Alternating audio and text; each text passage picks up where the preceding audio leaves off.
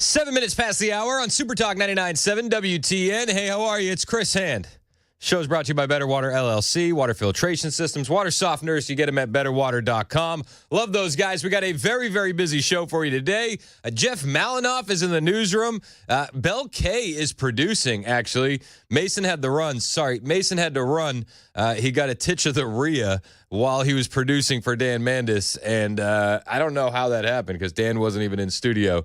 But I guess it's going around here. Better watch out about Rhea because there's other Rheas that people are asking about on the text line. Fair. Ghana? Yeah, exactly.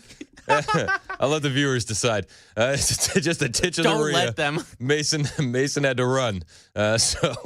So he'll I guess he's gonna be back later. I'm not sure. Is this how rumors start? We'll get that boy some activated charcoal and we'll pray for the best. So shout out to Mason. But we're excited to have Bel K here today. That's gonna be fun.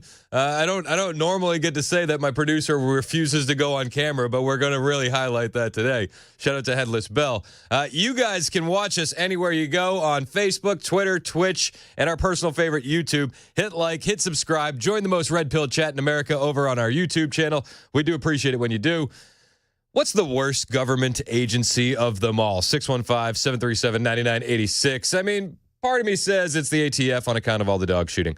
Part of me says that it's the TSA on account of all the fondling that they do. And one of those agencies could be on the way out. Actually, Senator Tommy Tuberville has introduced a bill along with Senator Mike Lee that would privatize the TSA. Privatize it.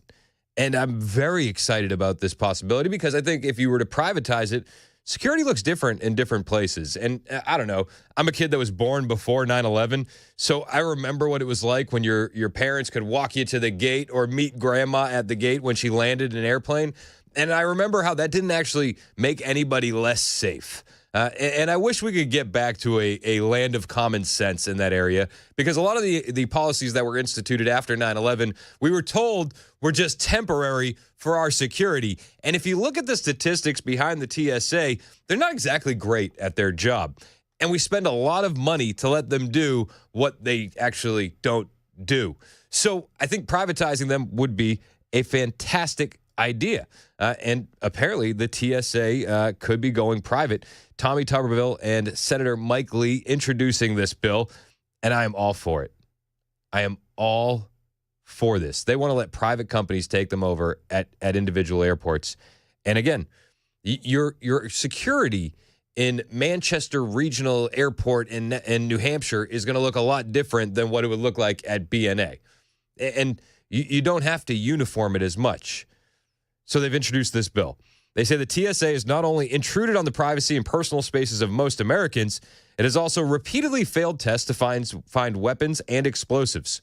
Our bill privatizes security functions at American airports under the eye of an Office of Aviation Security Oversight, bringing this bureaucratic behemoth to a welcome end. American families can travel safely without feeling the hands of an army of federal employees. Again, they're referencing the fondling.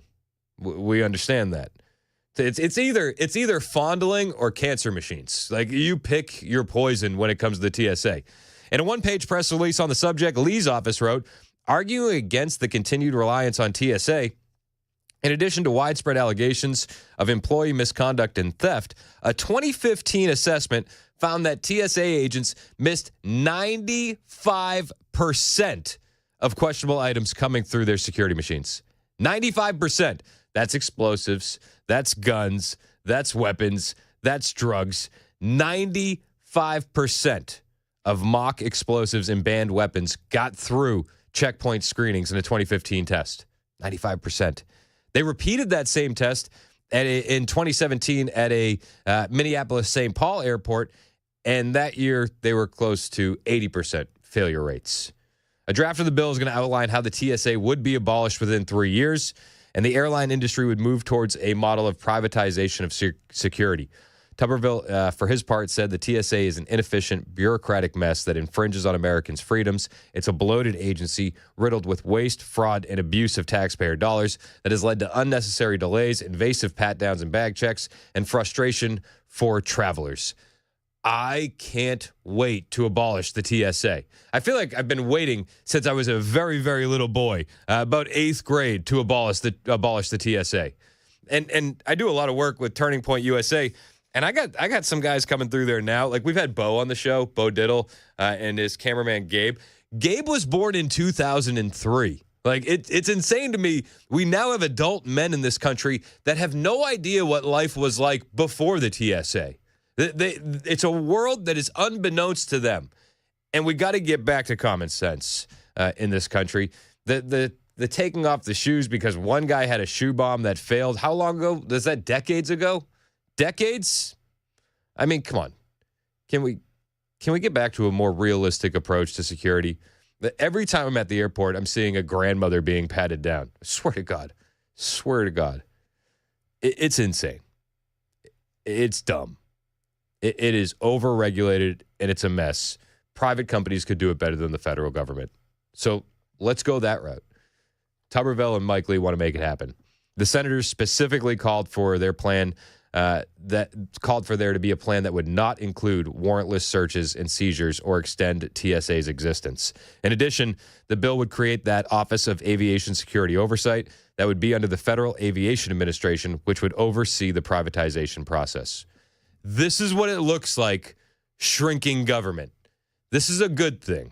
We need to try and do this as far and wide as we possibly can and make it private, let companies bid for these contracts, and the American taxpayers will save money. They will. I'm here for it. Are you here for it? Again, if there's a better government agency that you would like to get rid of, 615-737-9986. I, for one, hate the TSA, and I hope that it goes away sooner rather than later. You know, my daughter's 11, and there's going to be some times where she's going to want to go fly and visit, you know, Nana and Grampy in Florida, and I'm going to be like, okay, I want to walk you to the gate, and I don't want it to be a hassle. Right now, it is an absolute hassle. Things got to change. Hopefully they do. Fingers crossed. Fingers crossed. So there's some updates in Trump versus Maine. Trump versus the governor of Maine. Do you remember a couple weeks ago when Trump had all the governors in a room and him and the governor of Maine got into it a little bit? I understand Maine. Is Maine here, the governor of Maine? Well, are you not going to comply with it? I'm complying with state and federal laws. We are the federal law. Well, you better do it. You better do it because you're not going to get any federal funding at all if you don't. And by the way, your population, even though it's somewhat liberal, although I did very well there, your population doesn't want men playing in women's sports. So you better comply because otherwise you're not getting any federal funding. See you in court. Every state, good. I'll see you in court. I look forward to that. That should be a real easy one. Good. No fear. I look right to her face. No fear. Well, one of the things that I love about that is he says your population actually is very much against men and women's sports, and new polling reflects just that the population of Maine are overwhelmingly against men in women's sports. It was 60+% don't want men competing in women's sports, and Maine officials are refusing to back down to this, and they're going to lose. Spoiler alert, if Maine officials don't want to back down, they're going to lose to President Trump because they have officially gone on the record refusing to comply with President Trump and these executive orders once again. This story is not going away, and I'm here for it, man. These officials have refused to comply with that order, barring biological males from women's sports. This is Maine officials and school districts refusing to sign a letter of compliance, stating that they'll follow the new Title IX and prohibit biological males from competing in women's sports.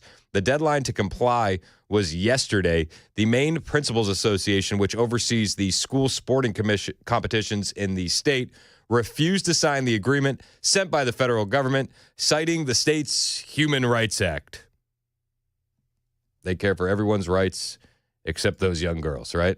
Yeah, apparently. Well, the Trump administration is not about to back down. The Post-Millennial has a story. A spokesperson for the Maine Principals Association told the outlet that the Maine Principals Association is bound by the law, including the Maine Human Rights Act, which our participation policy reflects. We are unable to sign any resolution agreement that would mandate we create a new policy that would violate the law and the MHRA. As such, we have not signed and will not sign the resolution agreement sent by the Federal Department of Health and Human Services with respect to the Federal Department of Education, Office of Civil Rights resolution agreement. We were not a direct recipient of that agreement, so we are not required to respond. Again, the state government of Maine can fight back against this all they want, and they can virtue signal all they want.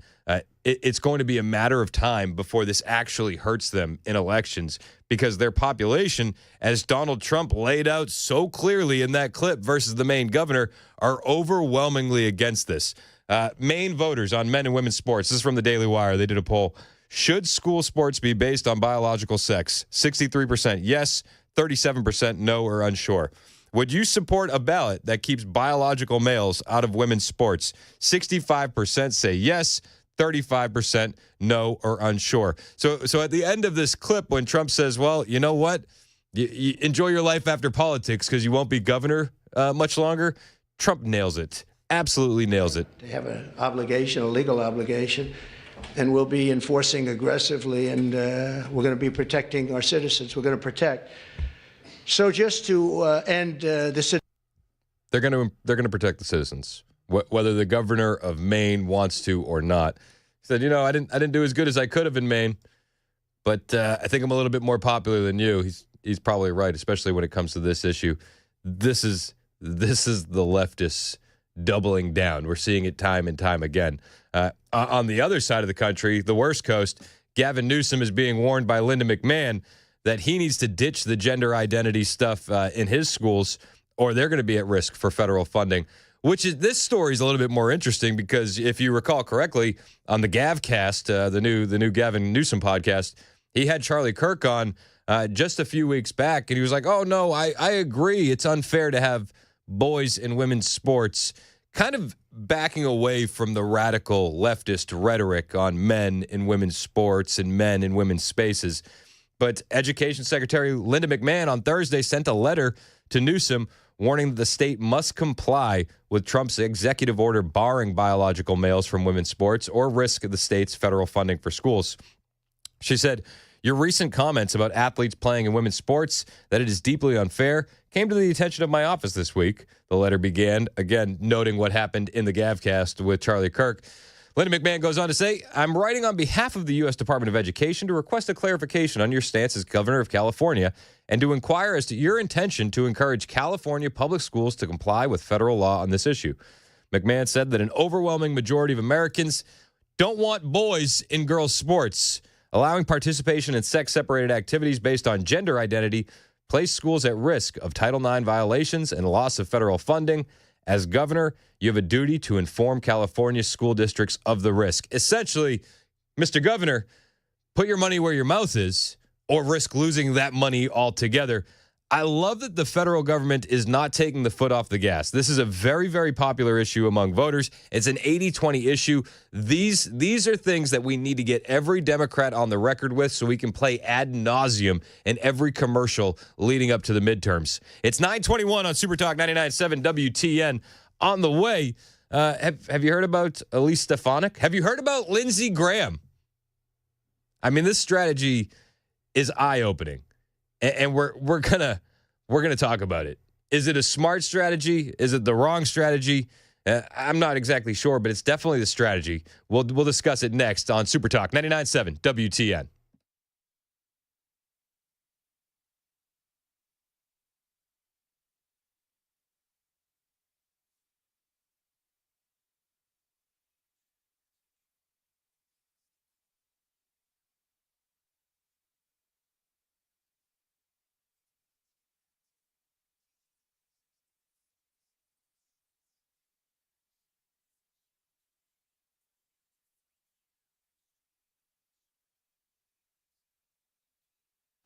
Hey, it's Chris Hand for my friends at Busy Bee Plumbing, Heating, and Cooling. Love the guys over at Busy Bee. They're the best. And it's the month of March. You know what they're doing in March? Spring Rebate Madness. from Busy Bee Plumbing, Heating, and Cooling. Listen to these rebates. You get a mini split 17 SEER or heat pump 17 SEER, you're getting $800 back in the form of a rebate. How about a heat pump 15 or 16 SEER, $500 rebate. Need neither of those? How about duct sealing or repair? $300 rebate. Maybe you just want to tune your AC so it's running at maximum peak efficiency heading into the summer. That'll land you a $50 rebate. They'll file the rebates for you so you don't have to. And if you join the Beehive Club membership, listen to this. It comes with 3 annual tune-ups. So if you do some quick napkin math, the Beehive Club membership is $99. You get a $50 rebate for the tune-up. They essentially could be paying you to become a Beehive Club member, and it comes with so much value. Those 3 annual tune-ups, front-of-the-line service, 10% off all repairs, a $100 annual accrued replacement credit with no overtime or holiday fees and exclusive Beehive member promotions. Call Busy Bee today. Tell them you want to become a Beehive Club member. 615-775-7833. 615-775-7833. BusyBeeHVAC.com. Did you know you're overpaying for your health and wellness products? With over 20 company-owned brands offering its members vitamins, supplements, wellness, and skincare products, you're able to save up to 70% off retail. Members Nutrition can't change your life, but we can change the way you live.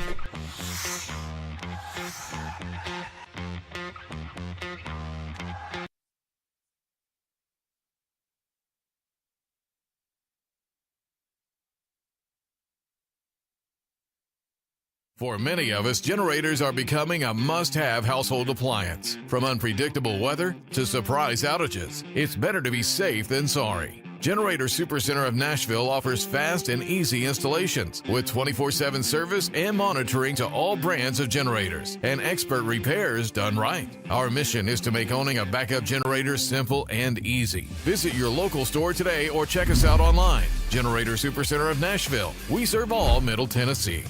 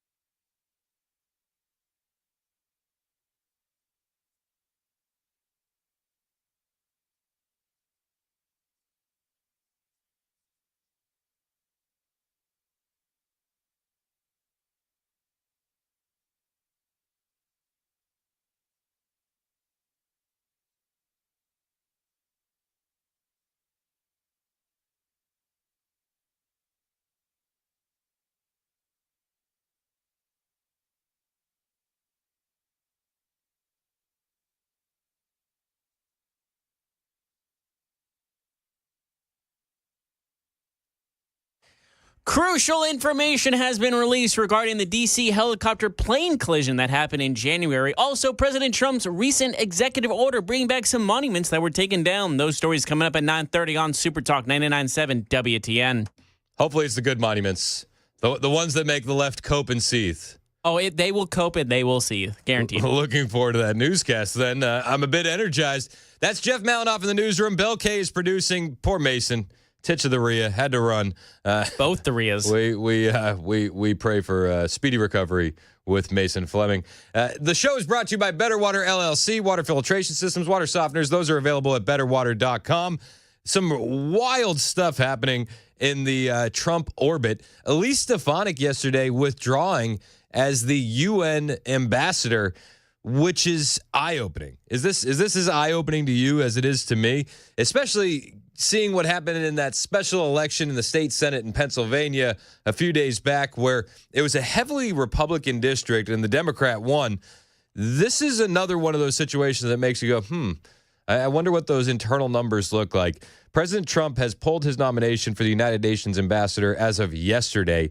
And the thought process is it's a little bit dicey where Elise Stefanik is. And had they had to run a special election to replace her, the Democrats do seem energized in those areas.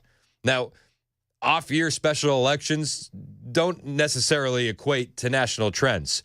But we're going to dive into this a little bit more. Also, a surprise endorsement for one fancy man of the Republican Party. And we'll talk about that next as well. It's 9:30 on Super Talk 99.7 WTN.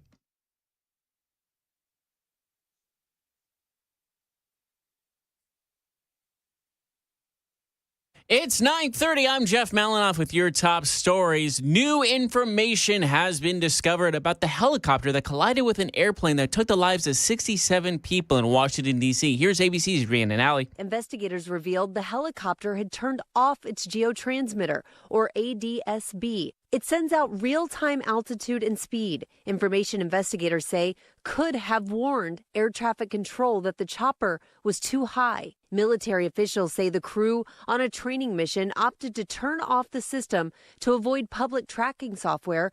It's unclear why. Still staying in D.C., President Donald Trump has signed an executive order in regard to recent monuments and historical statues that have been taken down. The executive order entitled Restoring Truth and Sanity to American History targets 21 Smithsonian museums, 14 education and research centers, and the National Zoo.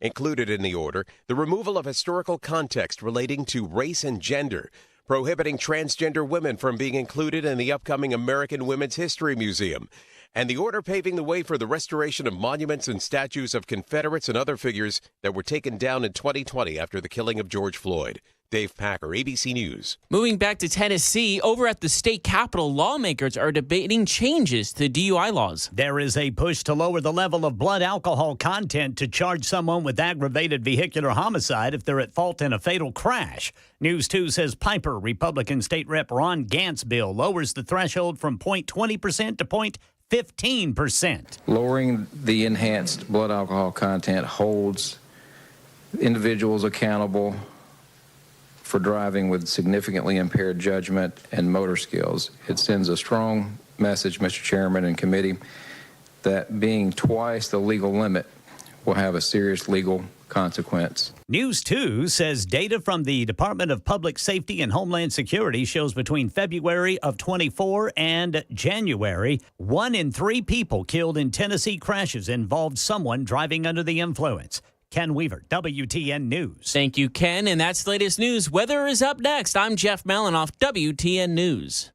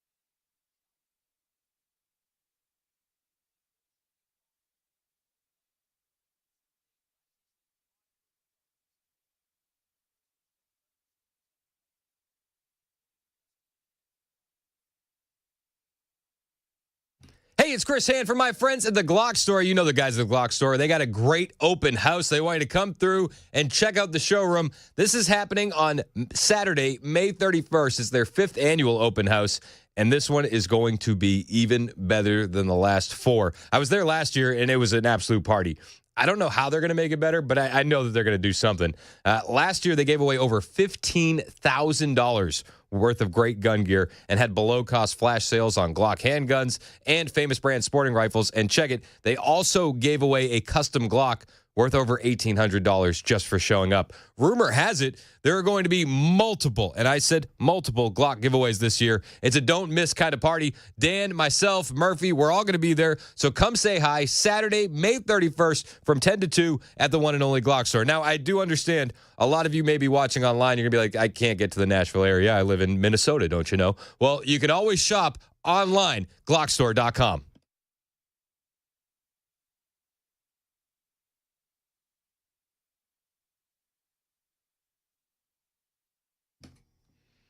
It's 9:38 on Super Talk 99.7 WTN. Hey, how are you? It's Chris Hand. The show is brought to you by our friends at Better Water LLC, water filtration systems, water softeners, betterwater.com. You know why you need betterwater.com, because of all the chemicals in your water and what they may or may not be doing to the poor frogs. Betterwater.com. We love our sponsors. You can watch the show anywhere. Facebook, Twitter, Twitch, YouTube TV. Super Talk TV is live. And hit like and subscribe if you're watching over on YouTube. I tell my kids all the time, they say, Dad, we want to go to summer camp. And I said, I don't have enough likes and subscribes on the YouTube channel. So it's not even on me. It's on you, the audience. Hit like and subscribe. We do appreciate it. It's free to do, and the kids will get to go to summer camp. People are going to be so mad when they find out. Way to turn the blame on the audience. They're going to be so mad when they find out that all we do is like a free vacation Bible school. They're going to be like, I liked and subscribed for this. I'm going to be like, but we instilled the love of the Lord in them. See the numbers, kids? It's not good enough. It's not good enough. Bread, water, and one vacation Bible school will be all you get. And if you want to do a good camp, like and subscribe. By all means. Oh, my gosh. We're talking about Elise Stefanik, and she is the UN ambassador, right? Or she was going to be the UN ambassador. And is that an important job, you think? I mean, I think there's a lot of news out there that could make it a far more important job than I originally would have thought. I mean, originally I would be like, oh, the UN, who cares, right? Like, does anybody honestly care about the UN? It could be anybody. And Trump pulling Elise Stefanik from UN ambassador, there's a strategic reason behind it. They're nervous. I mean, full disclosure. I don't know if it's just what we saw in Pennsylvania in that state-run Senate election where you had a Democrat coming out from behind in a very, very red area losing, the Republican losing to the Democrat, if that weighs into it at all. But it seems to be, at least on some level, the Trump administration putting out a statement. This is Donald Trump on, Elise Stefanik put out this statement on Truth Social. As we advance our America First agenda, it is essential that we maintain every Republican seat in Congress. House Republicans currently have a very, very small majority. Trump says we must be unified to accomplish our mission, and Elise Stefanik has been a vital part of our efforts from the very beginning. I have asked Elise, as one of my biggest allies, to remain in Congress to help me deliver historic tax cuts, great jobs, record economic growth, a secure border, energy dominance, peace through strength, and much more so we can make America great again. They don't want to lose that seat. And apparently this signifies that they're nervous about losing that seat. Full disclosure. That's what this tells me. This is exactly what they're saying. And maybe the seat's more important than the UN. Until you see what's happening with Russia and Ukraine. Just yesterday, Vladimir Putin proposed to put Ukraine under external governance under the UN as part of efforts to reach a peaceful settlement. Whew. That's a crazy statement. That's a wild statement. The UN would be controlling Ukraine. Speaking to a crew of Russian nuclear submarine in televised remarks broadcast early Friday, Putin reaffirmed his claim that Ukrainian President Vladimir Zelensky, whose term expired last year, lacks the legitimacy to sign a peace deal. Under Ukraine's constitution, it's illegal for the country to hold national elections while it's under martial law. But Putin claimed that any agreement that is signed with the current Ukrainian government could be challenged by his successors, and said new elections could be held under external governance. He said, under the auspices of the United Nations, with the United States, even with European countries, and of course, with our partners and friends, we could discuss the possibility of introduction of temporary governance in Ukraine, Putin said, adding that it would allow countries to hold democratic elections to bring to power a viable government that enjoys the trust of the people, and then begin negotiations with them on a peace treaty. So yesterday, when it was announced that Elise Stefanik was stepping away from UN ambassador, I was like, yeah, no big deal. It's just like, it's not an important job. It's more important to have her in Congress. But now, I mean, if the UN is going to be in charge of Ukraine, even albeit temporarily, I feel like this becomes a far more important job, don't you think? Far more important. So now it's all about the replacement. The one that Trump has tapped to replace Stefanik could be Lisa McClain, Rep. Lisa McClain out of Michigan. She was elected to replace Stefanik as chair of House Republican Conference late in 2024. Stefanik has withdrawn after Trump announced his intent to appoint her ambassador to the UN. With a tight majority, I don't want to take a chance on anyone else running for Elise's seat, Trump said. The people love Elise, and with her, we have nothing to worry about come Election Day. He added there are others that can do a good job at the United Nations. Therefore, Elise will stay in Congress, rejoin the House leadership team, and continue to fight for our amazing American people. Speaker Johnson is thrilled. Trump also indicated that Stefanik would join his administration at some point, although it is not clear in what capacity or if he would make another appointment for UN ambassador. This isn't the only seat that they're worried about, and I think that this next endorsement highlights I don't necessarily want to say fears, but maybe uphill battles that they don't want to deal with. Trump endorsed Lindsey Graham. Ugh. The fanciest member of Congress has once again secured a Trump endorsement. Lindsey Graham, Trump said this on Truth Social. Senator Lindsey Graham is working incredibly hard for the great people of South Carolina, a state I love and won big in 2016, 2020, and 2024. Lindsey has been a wonderful friend to me and has always been there when I needed him. As the chair of the Senate Budget Committee, Lindsey is fighting tirelessly to grow the economy, lower taxes, and eliminate government waste. Lindsey is also relentlessly focused on helping us secure the border, stop migrant crime, strongly support our great military vets, promote American energy dominance, defend our always under siege Second Amendment, and ensure peace through strength. Senator Lindsey Graham has my complete and total endorsement for re-election. He will not let you down. Everyone in South Carolina should help Lindsey have a big win next year. I don't know.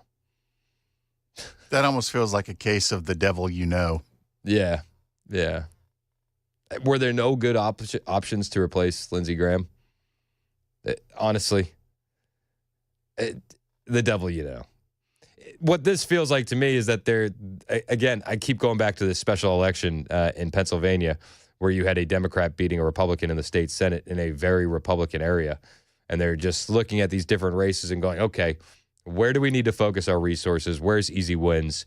Do we really need to challenge Lindsey Graham and waste money in this area, or is it better to just sit on our hands and deal with sometimes the cringeworthy actions of one fancy Lindsey Graham? I think they chose the latter. Are you disappointed in that? Lindsey Graham getting an endorsement from Trump? It was funny, as all the Signalgate stuff was breaking online, this seemed to irritate Republicans far more than anything that was dropped in the group chat. Did anybody else see that online? It seemed like more conservative voices were displeased with what happened with Trump endorsing Lindsey Graham. Like, that was a bigger scandal on conservative Twitter than anything related to Signalgate. Anything. They were more upset about Lindsey Graham. Can't say I'm surprised. Does that shock you? 615-737-9986. I mean, that was my feeling, honestly. Like, do I understand it? Sure. Do I like it? Not really. Not really at all. Do visions of of Lindsey Graham visiting with Ukrainian leaders behind enemy lines pop up in my head all the time. I wake up in cold sweats, and it's Lindsey just shaking hands with the Ukrainians, promising billions of our dollars. Ugh. Lindsey just seems like one of the last holdovers of like that neocon era. Like he just reeks of the neocon Bush era Republicans, which we have tried so hard to rid from this party. Yet this is like the one member of the neocons that is essentially like the cockroach of the neocons. Like he would survive a nuclear explosion and be there to give your tax dollars away for the next foreign war. Like that's just how I feel about Lindsey Graham. Yeah, he's never met a country he didn't want to bomb. Wasn't it like right after October 7th happened? He was on TV. I think he was on Fox News on Hannity being like, you know what would really send a message to Hamas? Let's nuke Ukraine. I mean, no, let's nuke Iran. Let's nuke everybody, honestly. That's probably what he was thinking. That we can make a lot of money for Lockheed Martin and Raytheon if we just blow up Iran. I just don't like him. Does anybody like him? I just don't. Does South Carolina like him? I honestly, I don't believe they do. I think it's a case of that's the name we know, and that's why he keeps getting reelected. But does he even have that clout anymore? Did he ever have that kind of clout? Like people gripe about Marsha Blackburn, right? I would argue Marsha Blackburn is infinitely better than Lindsey Graham, and like that's the closest thing that I feel like our area would have to a Lindsey Graham, where like a lot of people moan and complain about her, but she is infinitely better than Lindsey Graham, right? Like just on leaps and bounds better than Lindsey Graham. I don't. Is South Carolina? Would you consider South Carolina Southern? Oh yeah, it's got South in the name. No, I know that, but I mean, like, do they have those like hardcore conservative values? It doesn't. It just. Oh yeah, trust me. But how do they keep electing this guy? Because he's the name that they know. It's the name recognition factor. I just feel like we got to kick the him letter out. next to the name also doesn't help. I feel like we got to kick him out of the South if this keeps up. Just remove their Southern card. You're not allowed. You're not allowed to identify as part of the South any longer. We'll change it to Other Carolina. We want all of your statues now. Yeah, Other Carolina. It's just disappointing. Elon and Tesla, there's been some updates on this, and Elon gave a great interview. Did you see that interview last night? Man, well, we got the clips. He gave this interview, and he brought the DOGE kids along with him. And I say kids, these are grown men working for free on behalf of the American country. I say kids, tongue in cheek, because that's how the left is referring to them, because one of them identified as big balls. So we'll discuss that interview. I'll play you the best clips coming from that interview. And we have an update on the man that was arrested for his terror attack in Las Vegas. Yeah, let's be perfectly honest. It's domestic terrorism, what he did in Las Vegas. And he was absolutely motivated by leftist political ideology and leftist mainstream media outlets. I'll break it all down. He exposed himself for being manipulated by those ideologies based on his own social media profiles, but he's been arrested in that targeted attack in Vegas. We'll bring you the updates on that when we get back. It is 9:51 on Super Talk 99.7 WTN.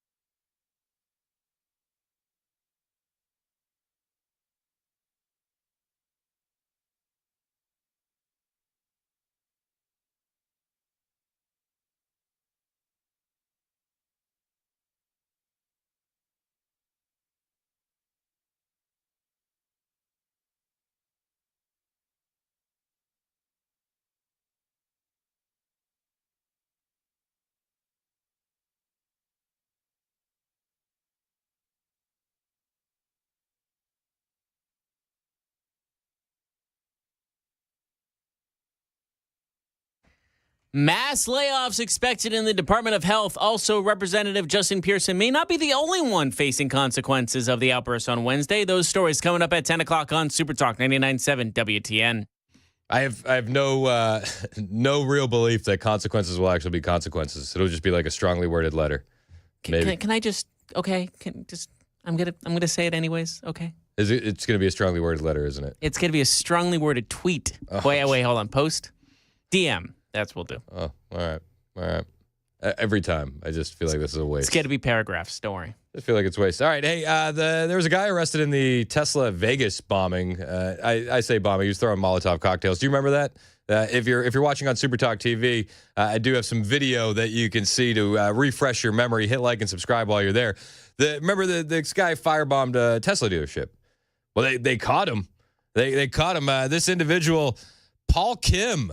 Paul Kim has been caught, 36-year-old cinematographer from the Pacific Northwest. He went to Las Vegas, Nevada, where he has experience in reality TV, digital content, narrative films, and he's worked for clients like the Discovery Channel and the National Geographic. So for all intents and purposes, you could label this individual moderately successful, right? Like moderately good life, has his head on his shoulders, and then you get into the fact that he's been brainwashed by leftist ideology and the mainstream media, and you realize that's where it goes off the rail. Severe TDS, and he has now been arrested for that targeted attack against the Las Vegas Tesla Center. According to police, he was arrested and they're calling it targeted attack. I wish they would use the words domestic terrorism. The outlet reported that Paul Kim was arrested on Wednesday, and he was charged with arson as well as possessing an explosive device. Police said that Molotov cocktails were used in order to set fire to Teslas at the center in Las Vegas. The attack happened on March 18th, early in the morning. During a news conference last week, Las Vegas Metropolitan Police Department Assistant Sheriff Dory Corrin said he used what appeared to be multiple Molotov cocktails and firearms to conduct his attack.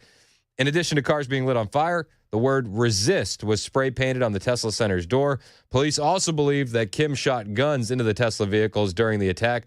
Police told reporters that they received reports around 2:45 a.m. that someone was setting cars on fire at the Tesla Collision Center near Jones Boulevard and Badura Avenue. I'm only doing a couple things here, butchering names and delivering the news. But there's a fascinating thread by Kenakoa the Great on X. Do you follow that account? Is it Kane Koa or Kenakoa? Again, we're just butchering names. It's all right. I'll give him credit where credit's due. He analyzed this guy's social media accounts. And what he found is direct media manipulation of a grown man's thoughts. It's actually rather sad. We'll discuss what was found in his social media profiles when we get back. Plus, Elon and the DOGE kids on Fox News.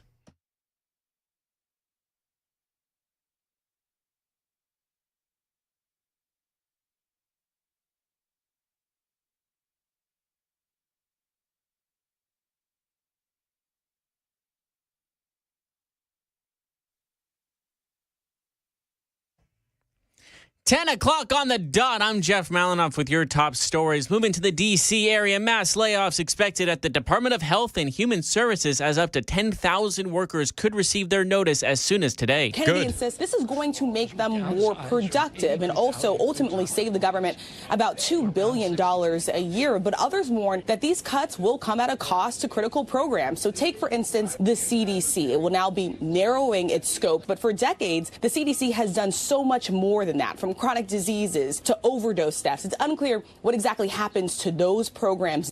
Chris does sound excited about that. Moving on to Tennessee, State Representative Justin Pearson might not be the only one facing repercussions for his outburst in a committee hearing on Wednesday. Republican leadership is considering banning Covenant School mom Sarah Shoup Newman for crossing over into the committee member area during Memphis Democrat State Rep Justin Pearson's tirade in the House Criminal Justice Subcommittee hearing on Wednesday.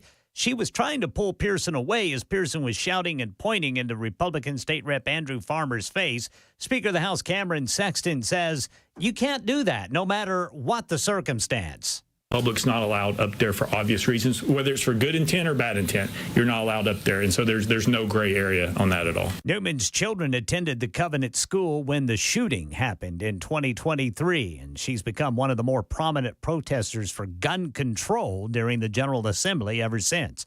Ken Weaver, WTN News. Moving over to the Carolinas, wildfires continue today, and here's ABC's Faith Ababi. This morning, millions on high alert as wildfires rage in parts of the Carolinas. 30 miles southeast of Asheville, the Black Cove complex now deemed the highest priority fire across the entire country. Nearly 7,000 acres scorched. That's the latest news. Weather is up next. I'm Jeff Malinoff, WTN News.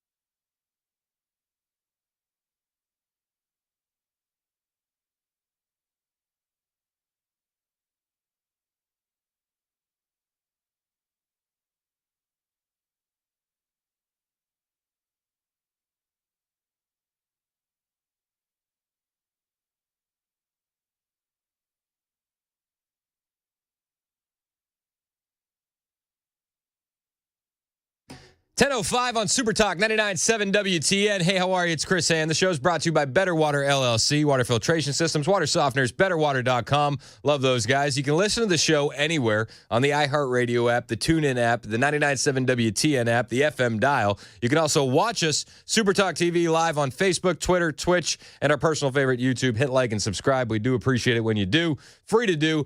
Also, there's a little bell on YouTube that will give you notifications when we go live. And I understand you probably don't need to be reminded when Nashville's morning news starts or when my show starts or Chad's or Murphy. Like, we're pretty consistent. However, we do have extreme weather coming through, or at least the potential for some extreme weather over the weekend. Now, those notifications will come straight to your phone if you got the YouTube app downloaded. And if we have extreme weather in the overnight hours on Sunday, we will be going live with a YouTube stream as well. That way we can accompany our coverage with things like radar. And so that notification could alert you should we get into a severe weather situation near you. It's worth doing. Trust me, it's worth doing. Hit the little bell. That way you get notifications. Like, subscribe, share the show with your friends, all the things. We were talking about the guy in Vegas who he had the idea on his own, not influenced by anybody. A grown, successful man, by all accounts, had this idea, totally of his own free will, to hurl Molotov cocktails and shoot bullets at Teslas in Las Vegas. And he lit quite a few cars on fire. If you're watching on Super Talk TV, you'll see the B-roll of what was happening at that Las Vegas Tesla Center, where these cars, I mean, they're just blowing up. You see these blue explosions from the batteries. And, you know, firefighters got to fight these a bit differently. You got to use that special firefighting foam to put some of these fires out, because it's just insane how these batteries actually burn. Very dangerous situation when you're lighting these Teslas on fire. Just to put it lightly, very dangerous. So this 36-year-old guy by the name of Paul Kim has been arrested. And he's been arrested in what they're describing as a targeted attack. If you want to see a picture of this individual, it's, again, available on Super Talk TV if you're watching us on Facebook, Twitter, Twitch, or YouTube. This individual, 36 years old. And, I mean, if you look on the surface, he seems like he's got it together. I mean, this guy is a cinematographer. He moved from the Pacific Northwest to Las Vegas, Nevada. He's worked in reality TV, digital content. He's worked in narrative films with clients like the Discovery Channel, National Geographic. He has this website. He's got, all intents and purposes, decent enough life and decent way to make money. Like, he shouldn't be as easy to radicalize as he was. Yet when you look through this social media profile of this individual, Paul Kim, who has been arrested for a targeted attack on that Tesla dealership in Las Vegas, the social media profile of this individual paints the picture of someone who has been completely, and I mean completely, radicalized, brainwashed, and influenced by leftist ideology and leftist mainstream media narratives. Without a doubt. There's no getting around it. His Instagram page included a donations to Palestine link and criticized streamer Hassan Piker for not challenging AOC and Bernie Sanders on their support for Zionism and Iron Dome funding. He called Hassan Piker a sellout. And I don't know if you know anything about Hassan Piker. He is a rabid leftist streamer. Maybe one of the bigger voices in the leftist echo chamber. You know, he's reaching kind of like that Young Turks level. You could argue he surpassed it in some circles. But Hassan Piker, a lot of times we say, "Oh, listen to what CNN's saying. Listen to what MSNBC is saying." I think that it's actually rapidly evolving into we need to see what these individuals are saying, because even in the left, they're moving away from traditional media. The younger elements of the left, they're listening to the Young Turks. They're listening to the Hassan Pikers. And you do want to pay attention to what these guys are saying. They're insane. They're insane. But you do want to listen so that we can get a way to combat the narratives. So this guy that was arrested in the Tesla attacks thought that Hassan Piker wasn't leftist enough. Right? AOC, not leftist enough. Bernie Sanders, not leftist enough. It kind of gives you a mental picture of where he was politically and ideologically. He posted about the overturning of Roe v. Wade. He would highlight women's issues. He's one of those male feminists. On Facebook, he followed numerous left-wing politicians and media outlets. He followed Barack Obama, Bernie Sanders, Elizabeth Warren, Jill Stein, the ACLU, Media Matters, The Atlantic, New York Times, PBS, NPR. He has a strong left-leaning political ideology, right? In his echo chamber is comprised of leftist media sources. I think you're going to see this a lot as individuals start being held accountable for what they're doing at Tesla dealerships. Just strong indications of leftist brainwashing. And you can go down and dig through his profile. Kenakoa the Great, this individual on X, is the one who kind of did the deep dive on his social media profile. Absolutely worth doing the dig on your own as well. But this thread is a great place to start. And this individual, I mean, time after time after time, showing that it was the media that radicalized him. He would post legacy media articles that would dehumanize conservatives, such as a Newsweek piece claiming narcissists and psychopaths are more likely to refuse to wear masks. Oh, wow, you're wearing a mask. How nice of you. Does it make you feel safe? Does it make you feel safer? Remember, Trump said that yesterday. This is exactly what I voted for. But this is the stuff that he would post. You're a narcissist and a psychopath if you refuse to wear a mask. He also would share articles about defunding the police. He was vocal about BLM. He was vocal about white supremacy. And if you're watching on Super Talk TV, you'll notice that Paul Kim happens to be Asian. He would also post stating Asians aligned ourselves with white supremacist ideals in the oppression of black people, and that Asians owe black people a debt in blood. I'm telling you, that the more you dive into this guy's social media footprint, the more you realize how radicalized he was by the left. Well, he's got 8 pints he can volunteer. Why is he volunteering other people's blood? Honestly, this is the ideology, though. And the more you dive into it, it's like they'll tell us that we're in a cult, right? Have you ever heard that? Oh, you're in a cult. You're on the right. And it's like, oh, okay. I mean, my leftist sister is always always allowed in my home. Always. Like, I love her. I don't understand why she votes the way she does. She is more than welcome at Thanksgiving and Christmas. But you don't let the kids talk to her, right? Not much, but not alone. And she's only allowed for a certain amount of time. And it's ridiculous the kind of things that they'll do to the conservative side of the aisle.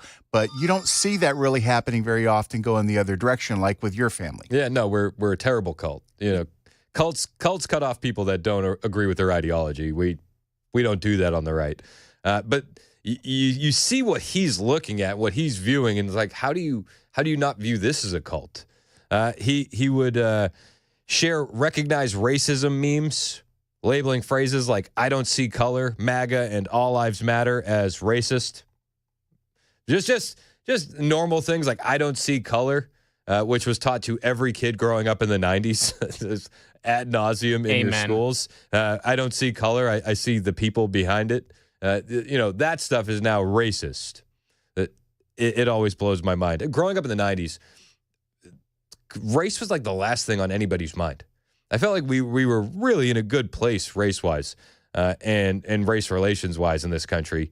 I didn't think about it at all growing up, yet now kids are forced to think about it every day. But it's the leftists. It's the ideology. And that's what brainwashed this guy, saying, "I don't see color, that's racist."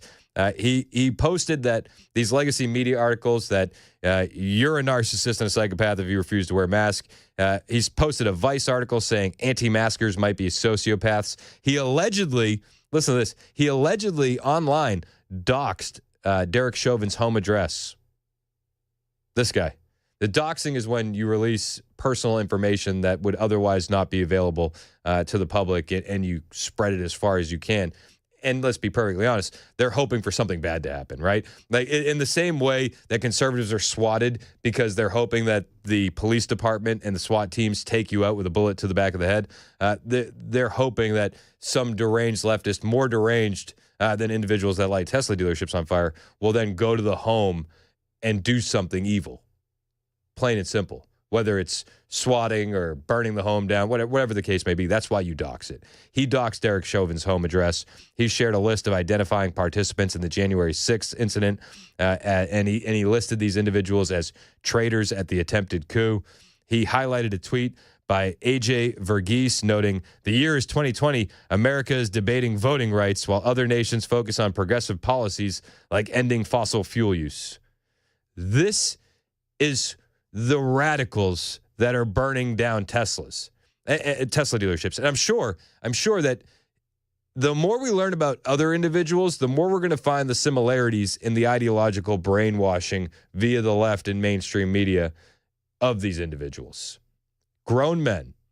This guy is a grown man with a good career, a good skill set, and he's lost to these leftist ideologies. And you got to ask yourself, why? Well, it's because Elon Musk has the audacity to want to save the government some money and for once in my entire life, make the federal government good stewards of the taxpayers' money. Elon Musk was on Fox News last night with a bunch of the DOGE engineers. And this is the kind of stuff that drives your average leftist absolutely bat bleep crazy. The sheer amount of waste and fraud in the government. It is astonishing. It's mind-blowing. We routinely encounter wastes of $1 billion or more, casually. For example, like the simple survey that was literally 10-question survey that you could do with SurveyMonkey, cost you about $10,000. The government was being charged almost $1 billion for that. For just the survey? $1 billion for a simple online survey. Do you like the national park? And then there appeared to be no feedback loop for what would be done with that survey. So the survey would just go into nothing. It was like insane.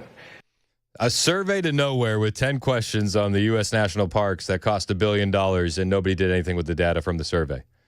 Getting rid of that kind of waste, fraud, and abuse in the federal government is leading individuals with rabid leftist ideology who have been brainwashed by leftist mainstream media to firebomb Tesla dealerships, spray paint resist on the doors, and shoot bullets at Teslas. And this guy used to be the poster child for the left because as an individual, he has done more to get us off fossil fuels than any other singular individual in this country. But now, because he doesn't want to see all this waste going on, he's a Trumper, so we're going to have to burn him to the ground. Honestly.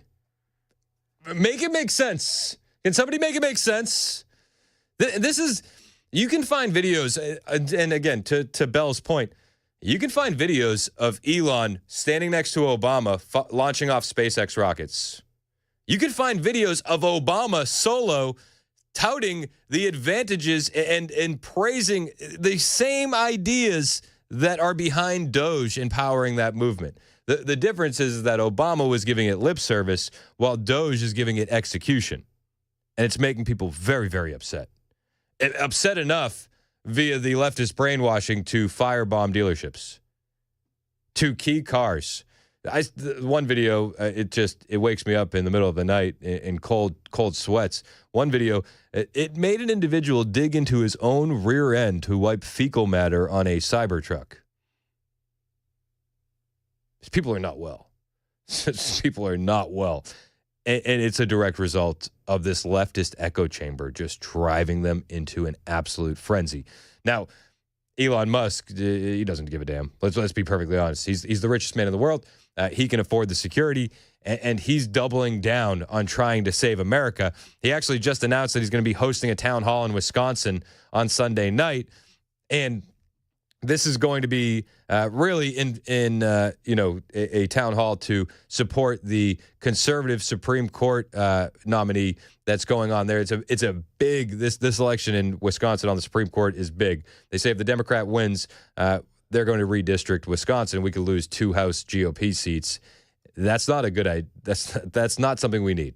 It's not something we need. Elon Musk understands that, and so he is going to be heading to the Wisconsin Supreme Court, heading to Wisconsin to do a town hall for the Supreme Court. He said on Sunday night, this is on X, on Sunday night, I'll give a talk in Wisconsin. Entrance is limited to those who have voted in the Supreme Court election. So you have to have already voted. One of the big lessons that they've learned out of the state Senate special election in Pennsylvania, where a Democrat won in a heavily red area, was that the Democrats blew Republicans out of the water on early voting. Blew them out of the water. They didn't blow them out of the water in the actual vote numbers. It was actually a very, very close election. But the early voting killed Republicans. I think it was like 70-30, the numbers broke down, early voting in favor of Democrats. We got to step these numbers up. This is not the time for Republicans to become complacent whatsoever. We can celebrate these wins, but this is the time to put the foot on the gas, man. At church last week, we had Seth Gruber, and he had this line that's stuck with me since he gave his sermon. He said, Trump isn't the savior, right? Trump is not our savior. Trump is the tourniquet, okay? Trump is the tourniquet to stop the bleeding that's been going on in the country. We still need to act. Like, now is not the time to take the foot off the gas. Elon Musk is doubling down on that thought by hosting this town hall in Wisconsin. That election is going to be very, very important. And he said, I will also personally hand over 2 checks for $1 million each in appreciation for thanking you for taking time to vote. Wild. So more leftists are going to be more mad. Yet when you dig into the policies of DOGE, when you dig into the ideology of DOGE, the execution of DOGE, it's not as scary as they make it. I'll bring you more of that interview with Elon Musk, Fox News, and the DOGE engineers when we get back. It's 1022 on Super Talk 99.7 WTN.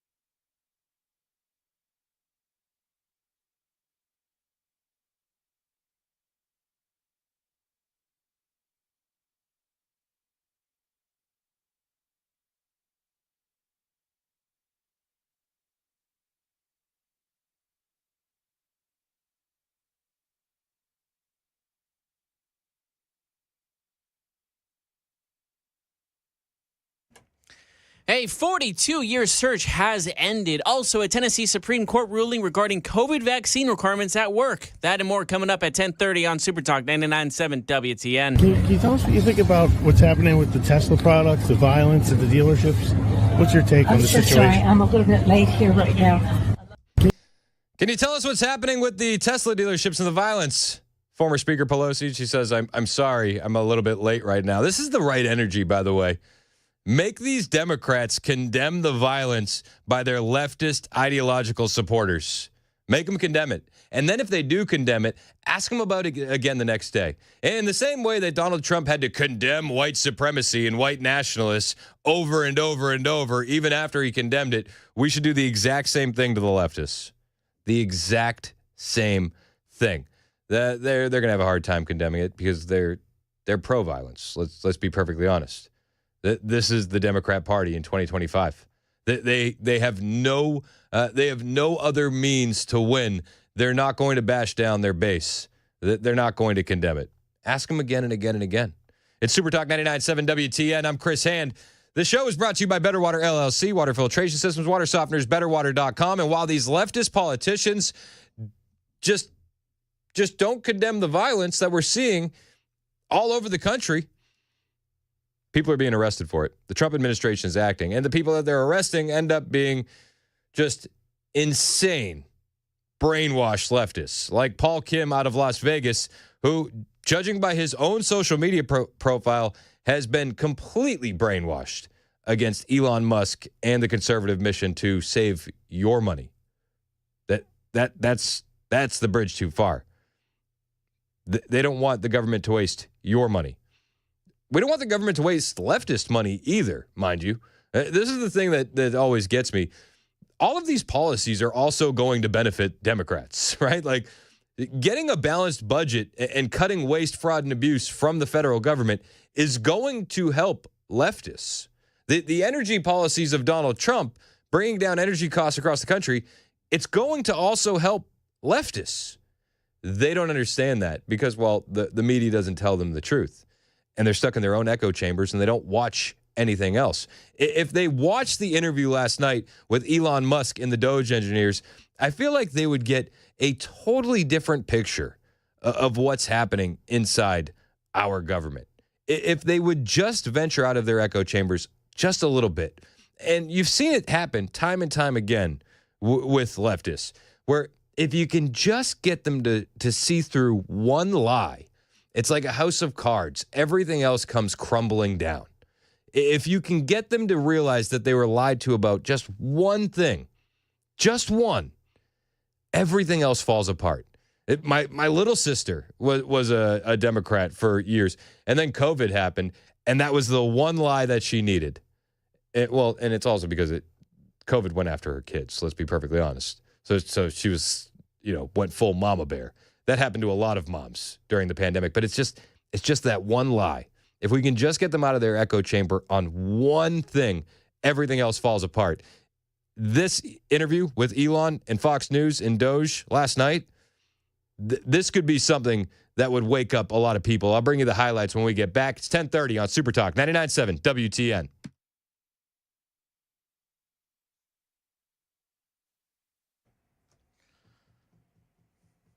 It's 10:30. I'm Jeff Malinoff with your top stories. 42 years after a young woman disappeared just outside of Chicago, pieces of the puzzle finally falling into place. ABC's Jim Ryan says the woman's car was found earlier this week submerged in a river. The skeletal remains found inside that 1980 Toyota Celica have been positively identified as those of the car's owner, Karen Sheepers. Still, Elgin, Illinois Police Chief Anna Lally says this is the beginning of what is still considered an open and active investigation. The next job for the county coroner is to determine how the 23-year-old died. Jim Ryan, ABC News. News in Nashville. The Tennessee Supreme Court has ruled against a woman who complained to state lawmakers about COVID-19 vaccination requirements at work. Channel 10 in Knoxville says in 2021, Blue Cross Blue Shield of Tennessee required employees to get a COVID-19 vaccine during the pandemic. Heather Smith, the plaintiff in the case, sent an email to the Tennessee legislature, said she was upset about the requirement after she tried asking for religious accommodations and a change in her position to avoid getting the shot. Blue Cross Blue Shield warned her the email violated its policies, but she sent another email to lawmakers anyway, and the company fired her for violating the company's social media policies. Smith filed a lawsuit in Hamilton County alleging she was fired for exercising her constitutional right to petition the government. But the state Supreme Court says no.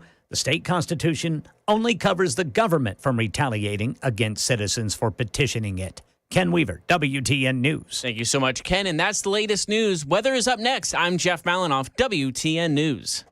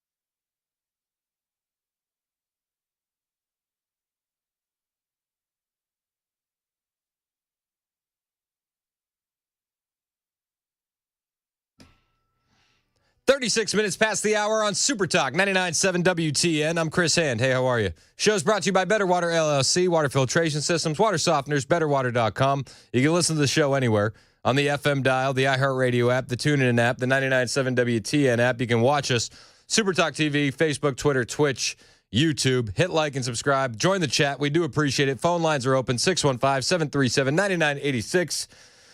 I think that's all the things. I think that's it. I think I got it. Mason is out today. He's got a titch of the diarrhea, but Bel K is producing. We got Jeff Malinoff back in the newsroom. We got the whole squad, and we hope Mason gets some activated charcoal, feels better soon. Elon Musk is going to Wisconsin, holding a town hall, giving away a couple checks worth $1 million each. He understands how important that Supreme Court election is in Wisconsin. We salute him for doubling down on saving America. The leftists, on the other hand, are going to lose their ever-loving mind because they're going to say he's doubling down on stealing America. Okay. Elon doesn't have to do any of this, much in the same way that Trump doesn't have to do any of this. Both of these guys are just richer than you could imagine, right? More money than we could spend. And they're actually losing money by taking on this task of trying to save the country. Both of them. Not many people you can say that about. And the DOGE engineers that are helping Elon Musk over at DOGE, well, they're losing money too. You see, this staff is volunteering. They're working for free. And that enrages and confuses your average leftist because they were under the impression that Elon Musk just wanted to steal your personal information and get richer. Yeah, that's what they say. And that's the thought that bounces around the leftist echo chamber. And that thought makes the leftist enraged to the point where they'll light a car on fire. They'll shoot firearms at a vehicle. They'll carve a swastika into your Tesla. They'll try and light charging stations on fire. They'll go against everything their ideology told them that they were for just a year and a half ago. They're now anti-clean energy, apparently. They're anti-electric car.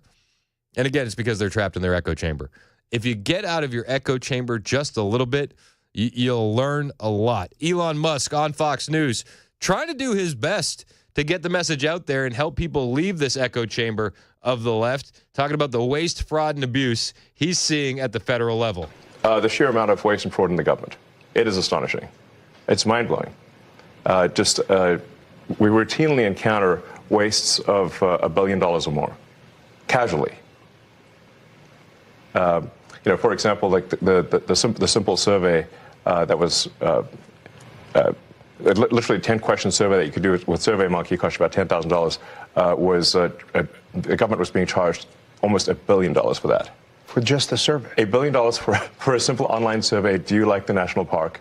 And then there appeared to be no feedback loop for what would be done with that survey. So the survey would just go into nothing.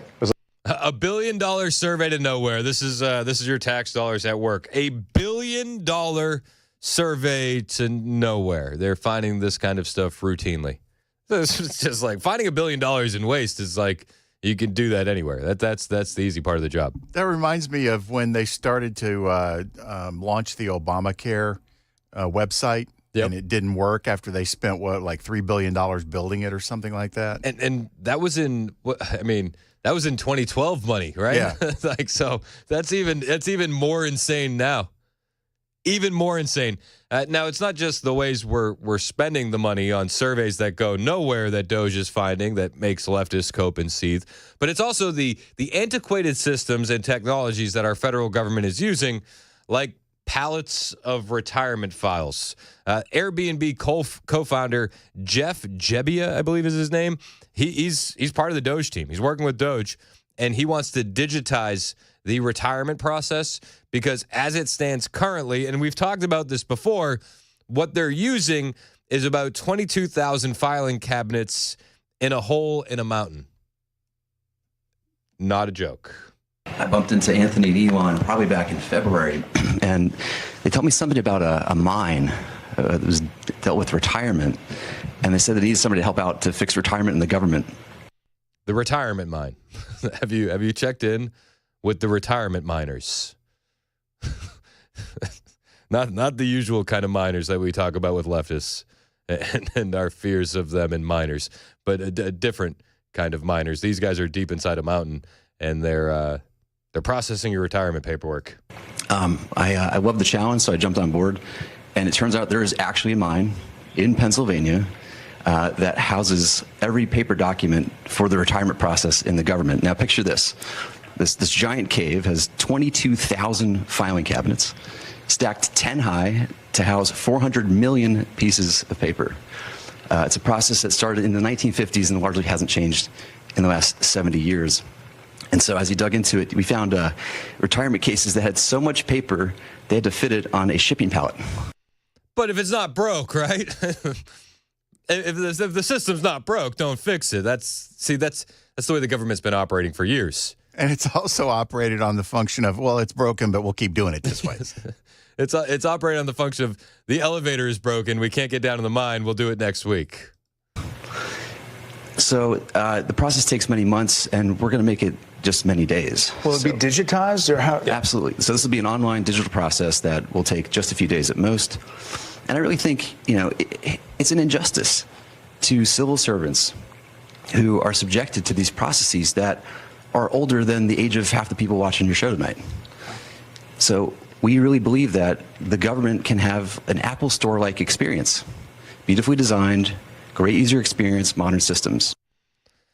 I'm not going to go so far that I think the federal government's going to be able to get to Apple Store levels of efficiency and design, and nor do I necessarily want them to. I don't really care what it looks like. I just want it to work, right? Like, don't make it beautiful, make it efficient. Let's focus on efficiency first.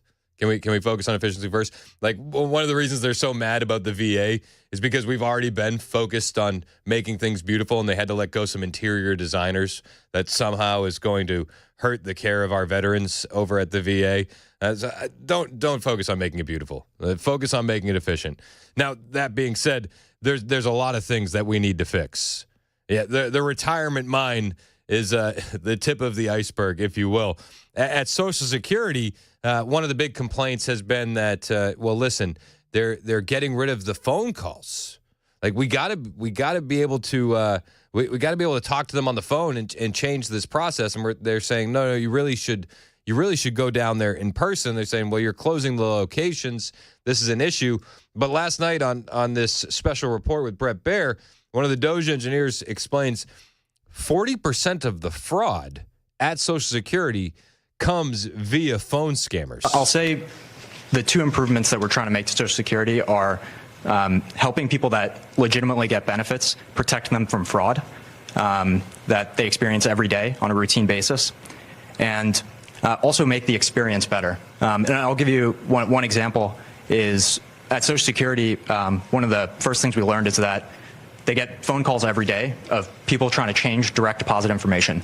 So when you want to change your bank account, you can call Social Security. We learned 40% of the phone calls that they get are from fraudsters. 40%? That's right. 4 out of 10. 4 out of 10 phone calls that Social Security receives are from fraudsters and scammers. There has to be something to fix this, right? That's your money going out of the door. They're calling in, and they'll say, hey, I'm Gertrude Thomas, and I need to change where my Social Security check is going. And through information that they've obtained online and other nefarious places on the underbelly of the internet, they'll use your personal information to change where your Social Security check is going. 4 out of 10 phone calls coming into Social Security are for this reason. So then when you don't get your check, you go, well, what happened? And you find out it's actually gone to a prince in Ethiopia. Almost half. Yes, and they steal people's Social Security is what happens. Is they call in, they say they claim to be a retiree, then they convince the Social Security person on the phone to change where the money's flowing. It actually goes to some fraudster. This is happening all day, every day. And leftists will rage against trying to fix it to the point of blowing up a car. Okay. How do we receive the message? How are we supposed to receive that message from the leftists? You just really love waste, fraud, and abuse? Is that what we're going with? We are really pro-fraud, waste, and abuse of the Democrat Party. And if you're not pro-fraud, waste, and abuse, well, you may be a Nazi. And you should look in the mirror, you stupid bigot. Like, honestly. That's the argument. That's the argument that they provide to us. Elon's in it for himself. He just wants to get rich as he's actually losing money on the deal. That's your argument. This is how the leftist mind works. Now, Elon, he understands along the way, individuals are going to complain. Individuals are going to moan and they're going to whine. But he says, you know who moans and whines the loudest? Well, it's the people that are gaming the system.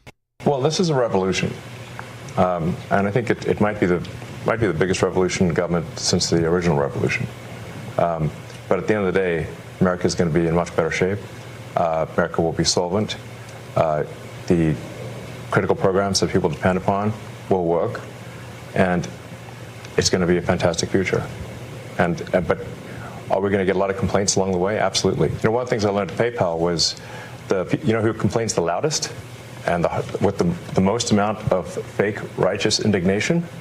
The fraudsters. Yeah, the people who are losing the cash that's been flowing towards them. Yep.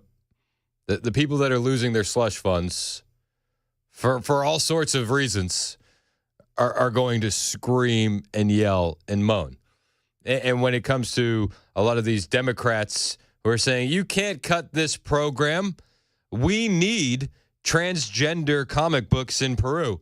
You'll randomly find out that a wife or a husband of the Congress member or the Senate member who's been complaining about that, well, they just happen to sit on the board for transgender comics, big tranny comics. That's what they're on the board for. Like, obviously, I don't think there's big tranny comics, but moderately sized tranny comics.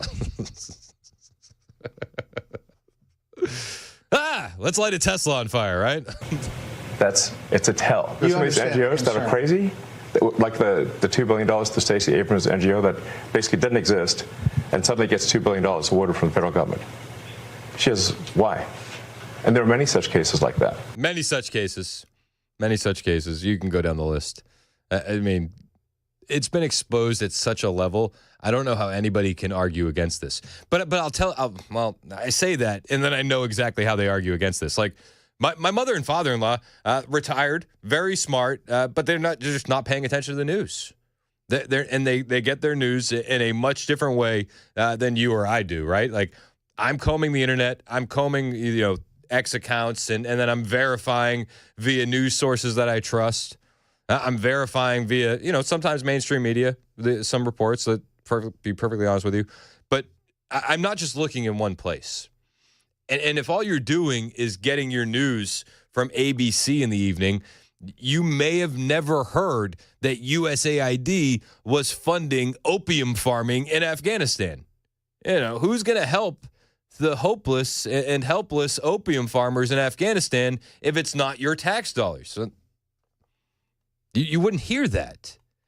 This is what we're up against. I often say the battle isn't really against the left. The battle's against the left's narratives. And there are people that are only getting the narratives from the left, and we have to be ready to debunk these claims. We have to prepare ourselves for what they're saying so that way we know exactly how to diffuse that and in a reasonable way. But you have some Democrats that there's nothing reasonable about them. They hear that they're gonna shut down the VA. They're firing VA employees, and it's gonna hurt veterans. Let's all get mad, and they don't realize that they're firing the interior decorators at the VA, and they never had the same energy when illegal aliens were cutting in front of line at the VA because, well, the TV didn't tell them. So you understand what we're up against. It's not even so much the left currently. It's just the narratives of the left. There's a lot more from this Elon interview with the DOGE engineers on Fox. I'll bring to you when we get back. It's 10:51 on Super Talk 99.7 WTN.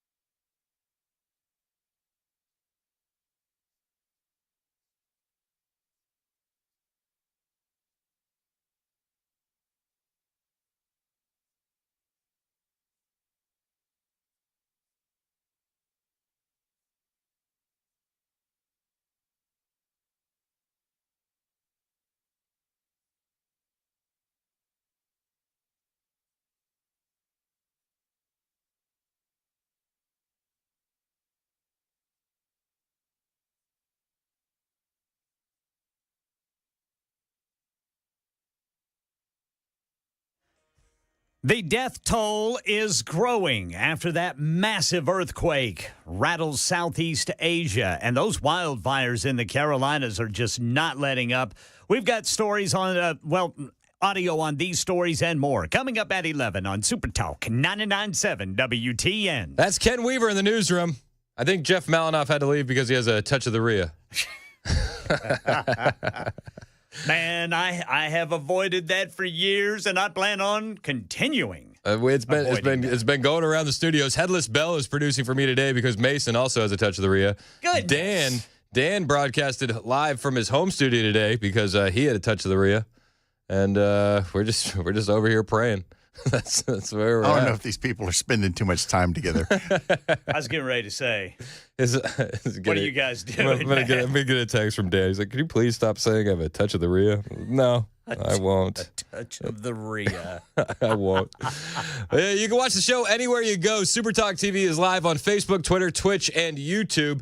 Hit like and subscribe on YouTube. My kids, they want to eat more than bread and water, and they want to go to summer camp. And I tell them, I say, I got to get the likes and the subscribes up on YouTube. We've only gotten 60 likes on this stream. That's kind of weak sauce. It's low. It's low. The kids aren't going to be able to go to summer camp. But what I do is I indoctrinate my kids with the right kind of indoctrination. I let them know how much money the government's wasting. And I was playing them this clip of Elon from the DOGE interview last night on Fox. And so my son came up with the idea. He said, if we don't get enough likes and subscribes on the YouTube channel, can I take out a small business loan for summer camp this year?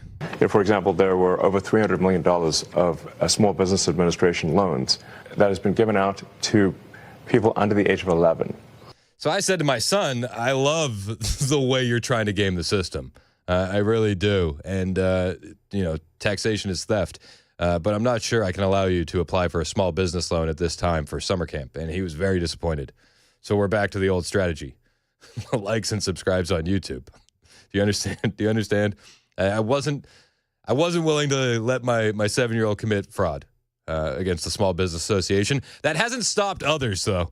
$300 billion in Small Business Administration loans to people under 11.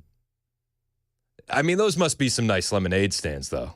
I was a reasonably smart kid, but I wasn't, 300 billion smart. That lemonade stand better have a lounge. Well, actually, to add to it, it's 300 million under the age of 11 and over 300 million to over the age of 120. Oh, 300 million, my errors. I'm so used to just exorbitant numbers. I said billion. 300 million under the age of 11, 300 million over the age of, 120? Definitely. Small business loans. Correct. Yes. The oldest American is 114. So it's safe to say if their age is 115 or above, they're fake. Oh, I'm going to go light a Tesla on fire. I can't believe he said that. It's 11 o'clock on Super Talk 99.7 WTN.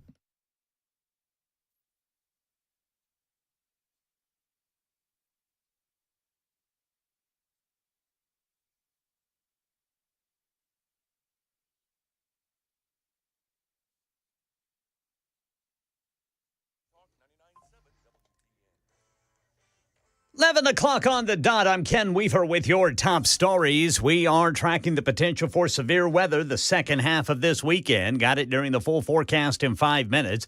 At least 150 confirmed dead, dozens missing after that massive earthquake in Southeast Asia. Frightening and something I haven't experienced over the 10 years that I've been living here in Bangkok. I mean, earthquakes are not common here. That's Jack Brown telling ABC News he saw the collapse of that large apartment building that had been under construction. The building's actually been under construction for a couple of years, and I think it's probably around about 30 stories or so. I knew immediately that there must be workers on that site. And it was just horrifying to see that destruction. Yeah, some of those workers feared to be trapped under the rubble. Meanwhile, back here at home in Southeast America, we've never had quite a fire quite like this. As South Carolina Governor Henry McMaster, after several growing wildfires kicking up, prompting evacuations and statewide burn bans until the fires are brought under control. I ask everybody, remember, it is a criminal offense to violate that ban. And this is what happens. They've got wildfires in North Carolina, too. Matthew Rogers forced to evacuate on Sunday after he had just moved back to his cabin in Flat Rock after Helene tore apart the only bridge leading to his neighborhood. I said, that's our house. There's our lake. The dock is still there, but the house is gone. Tell us more, Ginger Z. Part of it is actually connected to Hurricane Helene because it took out more than 800,000 acres of forest. When you destroy those trees and they're lying around, that adds to the extra fuel, especially when relative humidity drops below 20% and the winds get kicking. Yeah, this elevated risk of fire goes from Atlanta right through all of South Carolina, most of the state, including Raleigh and the Triangle area there. That's up to New York City and Long Island, much of Pennsylvania, Delaware is all in that enhanced fire risk. An update to a cold case from suburban Chicago. Human remains found in a car submerged in the Fox River have been identified as those of a woman who disappeared more than 40 years ago.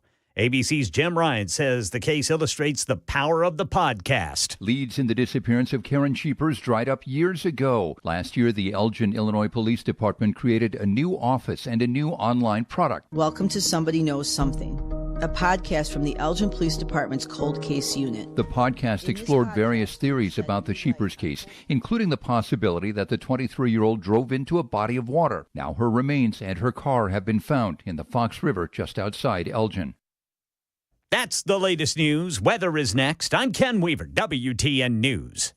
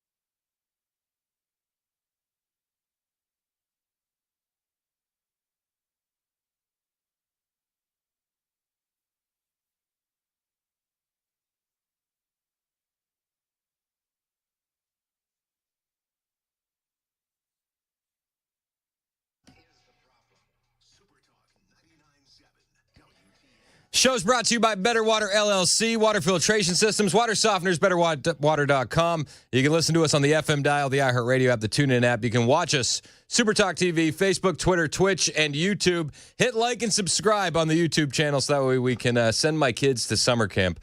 I made the joke earlier, everybody's got to indoctrinate the kids a little bit, right? And what we like to indoctrinate the kids with are freedom and American values and love of the Constitution and, taxation is theft, things like that. Normal things. And I was talking about this clip of Elon. My kids want to go to summer camp, and I said we got to get the likes, we got to get the subscribes up. And my son saw this. He said, "Why don't I just why don't I just apply for a small business loan for summer camp? If, for example, there were over $300 million of small business administration loans that has been given out to people under the age of 11. I said, it's a great idea. It's a great idea. We just, at this age, not sure how much fraud against the government I'm willing to encourage. And then somebody on the text line, 3337, must have remembered another story that I told of Brooks. They said, is this the same kid that wanted to melt down your silverware? And I said, yes, that's the same one. Brooks, all right, so Brooks is my 7-year-old. And Brooks he is a wild man. He gets into like these interests, and it's like he just locks in. So one of the interests that he was really, really just into was blacksmithing for a while. And yes, he said to me, Dad, we're not using that silverware. this is what it was. We're not using it. Can we melt it down? I said, well, we're not using it right now, but... Was this the family's good silverware? This is just in the kitchen. This is just the silverware in the drawer. Hey, we're not using this currently at 11 o'clock on a Saturday. Can I melt it down? And I said, no. He goes, but Dad, I need to make a shield. I need to make a shield. Did you ask him why he needed the shield? I figured why he would need the shield to block attacks from ninjas. So I mean that part was self-explanatory. But my son. He's so funny. I love this kid. He gets into these things. He goes off on these tangents. Like one of the things he was really into last fall was beekeeping. Like he was watching all these beekeeping videos. And so my wife or Santa, one of the two, got him a beekeeping outfit for Christmas. And yesterday was actually the first day that they've worn the beekeeping outfit. Is it functional or just? I mean, it's huge on him. Full disclosure, it's like an adult's beekeeping uniform. But yesterday he goes, he puts it on. He's got the helmet on, so he's got the helmet on and he's got the gloves on, and he's just walking through the living room. I'm like, what are you doing? Saw a bee outside. I said, you're not gonna put the pants on with the suit? And he's like, no. Why? And he's wearing shorts and flip flops. And he's about to go attack some bees. And I said, what happens if the bees come? He goes, well, I'm going to be able to run a lot faster. And I said, all right, fair. I said, that's fair. He's the kid in the neighborhood who is grabbing bees. This is my son. And I'm like, you're going to get stung. And he's like, Dad, this is before he got the beekeeping outfit. He said, Dad, if you're going to be into beekeeping, getting stung is part of it. I said, all right, fair. Then the other neighborhood kids would come over and they see him grabbing the bees, so they think it's fine. He's getting the ever-living crap stung out of him, like constantly. He's just a madman. He doesn't cry. He doesn't flinch, nothing. And then the other kids think it's okay, so it doesn't hurt. Then they're getting stung by bees, and you're just hearing blood. Find out it sort of does. Blood-curdling screams. It's like, oh, no. Nobody's ever going to let these kids come back here. This is bad. Yeah, that's the son. That's Brooks. Love him. I actually, you know what I told him about yesterday was the British Prime Minister banning ninja swords. I said, did you hear what happened in England? And he said, no. I'm 7. And I said, you guys, you didn't get the word. Said, they've banned ninja swords in England. He's, without even missing a beat, he's like, what? Why would they do that? And I said, on account of all the ninjas. And he said, that's not cool. That's not cool, Dad. I said, where we live here in America, we're allowed to sell ninja swords. So you could open up a store and you could sell these swords. Did you explain to him that England just needed a little bit of common sense knife control because of all the knife attacks? Can you believe that? It's ridiculous. Next, it'll be common sense spoon control. Ninja swords are banned in England now. Yeah, you better bin that spoon. Do you see? You know that they have like those bins where like you can drop off the knives all over England. They're almost the equivalent of what we have when it comes to clothes donations. You throw your clothes into the bin and they come around and pick them up. It's the same thing with the knives in England. Yeah.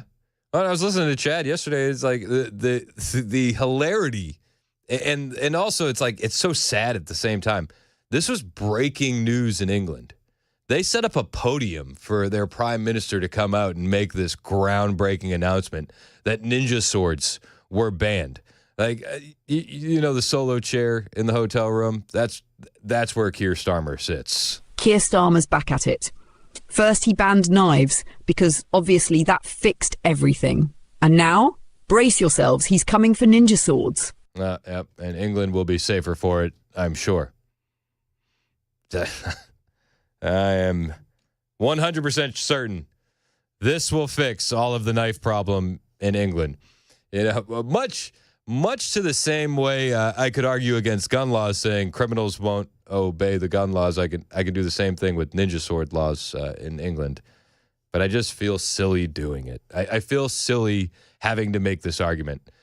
This is the state of Europe. Like, this is the state of Europe. 1776 looks better every year we get further away from it, doesn't it? England's a really great example of how they're not. If we let them have our guns over here, it's not going to stop there. No, because they gave up their guns and now they're on to banning knives. Yep, and Australia is the same way. Australia, you can do the exact same thing. You can point to when their guns were banned, and then go, has anything gotten better? And it's like, no, it's just different things. Like, different things are going to happen. Oh, knife crime goes up. Who would have thought about it? You know, and when they banned guns in England, there's two types of robberies, right? Like home invasions. There's a cold home invasion where nobody's home, and then there's a hot home invasion where people are home. And in England, when they banned guns, the occurrence of hot home invasions went through the roof because they knew that you weren't waiting on the other side of the door with something that would send them to their maker a lot sooner. So they knew that they could then break in and then have you tell them where all the expensive goods are instead of having to, do it the old-fashioned way when you aren't home. It's insane. But hey, different strokes for different folks. I guess ninja swords had to go. The current state of England. Sometimes we don't realize how good we have it over here. Like, we take these things for granted. At least we're not banning ninja swords. Absolute insanity. I could go on and on about that. Did you hear we found the Ark of the Covenant? I've heard some ancillary stories about this, but I haven't heard the main story. So they say they found it, right? But they didn't really find it. They found it. They're declassified CIA documents. So there really were top men working on it, like in the Indiana Jones film. 100%. And so the CIA documents said that they found it through remote viewing and astral projection. Have you ever dived into remote viewing? Are you in on that? Bell seems I've seen the stories. You seem like the kind of guy that might own a crystal or two. No, actually, no. No crystals? No, nothing like that at all. I feel like in a past life you may have owned a crystal. I've watched a lot of X-Files, though. I was like, don't put that evil on me. I didn't look at crystals. So remote viewing is, I don't know. I don't really know how to explain it concisely, but it's like somebody with psychic abilities that can then send themselves to a different place via thought. Is that kind of a good explanation? Yeah, and then they have like a piece of paper and a pen, and they're writing down notes of what they're supposedly seeing. And they make these drawings, and then they have these visions. Essentially, they're traveling via their mind to different areas, and now the location of the chest believed to contain the Ten Commandments has been found, according to CIA documents, and they say it's in Ethiopia. And it's guarded by a bunch of mummies and dark spirits. Mummies as in wrapped up Egyptian? Yep. Okay. That's what they say. Do you believe this kind of stuff? I don't know. I don't necessarily buy totally into remote viewing and astral projection. That one might be a ship too far for me. But I am all in on the Shroud of Turin. Have you heard of the Shroud of Turin? Oh yeah, that's big famous. All in on the Shroud of Turin. If you're ever doubting Christianity and your own faith, I feel like the Shroud of Turin is one of those things that will. It definitely is hard to discount and disprove as a Christian. It's the piece of cloth that Jesus was wrapped in and buried in, and there's an image of Jesus on the cloth that they can't figure out how it got there. And they say the only way that it could have been essentially imprinted on the cloth would have been a blast of light that would have been like bigger than a nuclear explosion. right? So it was when Jesus rose. Apparently, there's a blast of light, and it throws this image of Christ onto this cloth, and it's insane. And the craziest part about it is, have you seen the AI that they've done with it?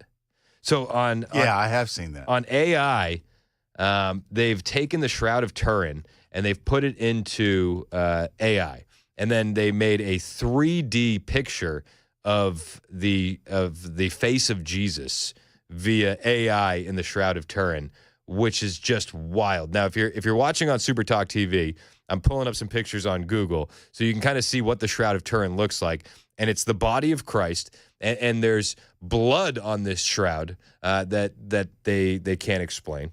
The blood goes right with the injuries that would have been described in the Bible of what happened to Jesus while he was on the cross. And then the blast of light imprinted this picture on the shroud. So they took the shroud, which at one point in the 80s, they were like, no, it's not old enough. And then that was discounted because somebody fixed the bottom of the shroud.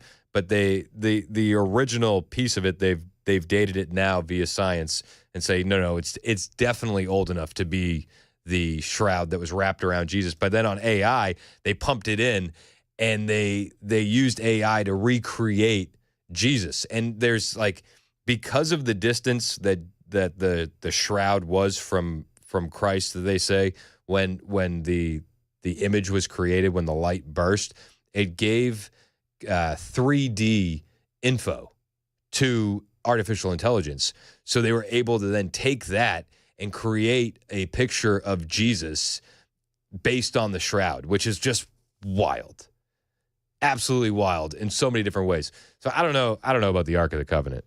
I don't know about astral projection, and I don't know about finding that via remote viewing. That might be a bridge too far for me. I'm just disappointed that we didn't find out the Ark of the Covenant actually was in some big government warehouse somewhere. I'm just, in the limestone retirement cave. If astral projection was real, though, how come Osama bin Laden was sitting in Pakistan for all those years? How come? That's a good point. You know what I mean? Okay, if astral projection is real, what about? Oh gosh, I'm drawing a blank on his name. D.B. Cooper. How come we didn't find D.B. Cooper? If astral projection was real, how come Geraldo had to open up? What was it? The Jimmy Hoffa safe, right? Was it Jimmy Hoffa? Or was it what safe did he open? Al Capone's safe. How come we didn't know that was going to be a ratings bust? How come we didn't know that was going to be lousy? And so the astral projection stuff, it's interesting to talk about, but there's so many ways that you can point to it and go, well, why didn't you do X or Y or Z? But I think the most interesting part of what those CIA documents reveal with the astral projection stuff is that the CIA bought into psychic abilities at a certain point during the 60s. Are they still buying into it? Who knows? But the CIA's done a lot of weird stuff, from MK Ultra to, as these documents show, completely buying in to psychic stuff and the paranormal. It's wild to see. That's what your tax dollars go to. It's you know what I mean? Just insane. But these are the black projects that we'll never be able to get off the books. And if they're still going on today, we won't find out about it until my boys are probably older than me currently right now. It's 11:21, Super Talk 99.7 WTN.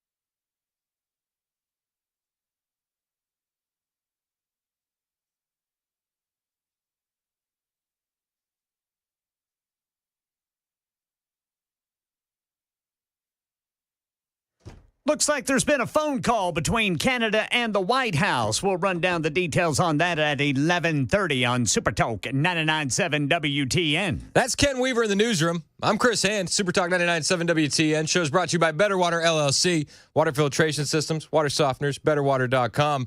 The guy that was appointed Canadian Prime Minister, Mark Carney, the guy that didn't receive an overwhelming mandate from the Canadian citizens, who is he even Canadian, right? He came from the UK. He's refused to reveal his financial ties. He's talking a big game against the United States. Our biggest challenge as a country is becoming the most urgent. Over the coming weeks, months, and years, we must fundamentally reimagine our economy. We will need to ensure that Canada can succeed in a drastically different world. The old relationship we had with the United States, based on deepening integration of our economies and tight security and military cooperation, is over. Our economic relationship and military relationship with the United States is over, says Mark Carney. This is the guy that's replacing Justin Trudeau. And that election is going to be on April 28th. It hardly seems like enough time to gear up for an election, but Canadians do weird things. And this guy, who hasn't received one vote from one Canadian citizen, is now just ending the relationship with America. Okay, it's an interesting take. I wonder if it plays out in time for the election on April 28th. What exactly the United States does next is unclear. But what is clear is that we, as Canadians, have agency. We have power. I'm not sure how much power they really do have. Also, this is the best that you got to replace Trudeau. Low energy. I don't know. I'm not a Canadian political expert by any means of the imagination, but this guy just seems so low energy. How does he capture the excitement of the Canadian people? Like you could at least argue somebody like Kamala Harris could absolutely energize the base of the left, right? Like you could.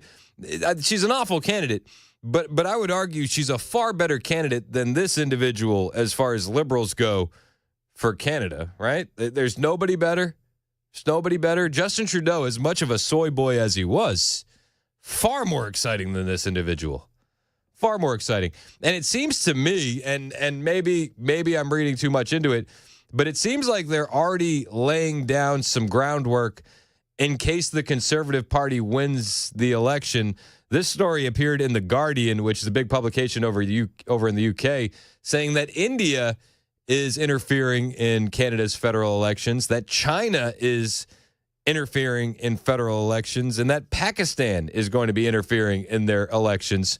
The Guardian has it like this: the specter of interference by India has already rocked the early days of Canada's federal election, with officials warning sophisticated efforts from other hostile nations are expected in the coming weeks. As Canadians prepare to cast ballots on the 28th of April, senior officials say that India, China, Pakistan, and Iran are all expected to make efforts to subvert the national vote through increasingly sophisticated disinformation campaigns. Doesn't this feel like a Canadian version of Russia, Russia, Russia? It feels like a Canadian version of Russia, Russia, Russia to me. And the article goes on to say that, the liberals are the ones being affected by this. They say between late January and early February, China is believed to have targeted the liberal leadership bid of the former finance minister Chrystia Freeland in a malicious campaign on WeChat that was viewed as many as 3 million times. The Security and Intelligence Threats to Elections Task Force said in a news release. On Wednesday, the Globe and Mail reported that liberal leadership hopeful Chandra Arya had been disqualified amid concerns over his relationship with India and concerns he could be susceptible to outside influence. It does seem like they're already laying down the groundwork in case Pierre Poilievre wins the election. We want the conservative guy to win. Let's be perfectly honest. Like would we prefer Pierre over Mark Carney? Sure. But I think people do need to understand that anytime the media says it's the Canadian version of Trump, it's the Italian version of Trump, it's not. It is not. That is a low bar that is being set. any of these individuals that they say are this version of Trump, take it with a grain of salt. Even Pierre Poilievre, as conservative as he may be for Canada, when he was attacking Trudeau in a video, he highlighted the rise in hate crimes under Justin Trudeau. It's not necessarily a conservative talking point. Conservatives in Europe and Canada are not the conservatives you think they are, and they bear really no resemblance to conservatives in America. It's 11:30 on Super Talk 99.7 WTN.